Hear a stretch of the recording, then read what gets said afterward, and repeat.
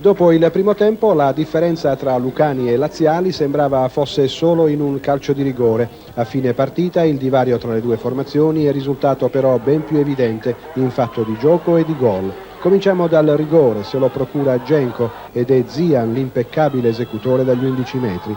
Sono trascorsi 29 minuti di gioco, un Matera diverso, meglio organizzato in difesa, con qualche smagliatura in meno a centrocampo. Sull'attacco giudizio da rinviare per l'espulsione di Januale dopo appena 10 minuti di gioco, un battibecco con il portiere avversario Assante e tutti e due negli spogliatoi.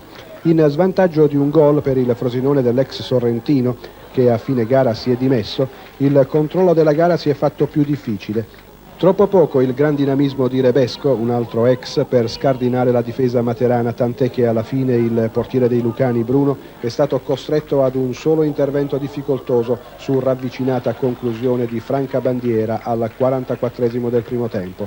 Per i laziali è stata la sola vera occasione della partita che hanno interpretato senza un eccessivo ricorso ad una determinazione a tutto campo.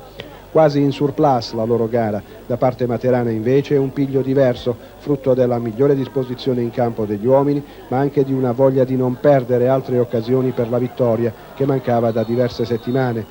In partenza la differenza l'ha fatta dunque quel calcio di rigore, alla fine però il Matera ha riempito di gioco la sua prova e l'ha supportata con il secondo gol di Zian, rapidissimo nell'anticipare il portiere avversario, e poi con il tris firmato Cacciola a porta vuota, anche per rammaricarsi un po' meno dell'occasione sprecata al 22esimo.